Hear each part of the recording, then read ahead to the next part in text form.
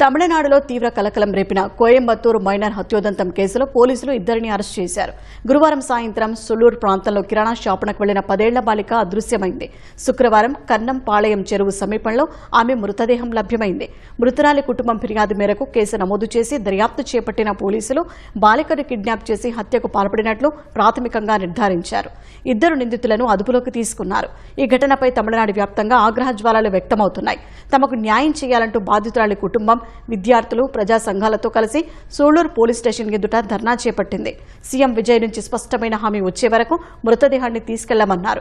ఈ ఘటనపై స్పందించిన సీఎం విజయ్, కోయంబత్తూరు ఉదంతం తనను ఎంతో దిగ్భ్రాంతికి గురిచేసిందని ఎక్స్ పోస్టులో పేర్కొన్నారు.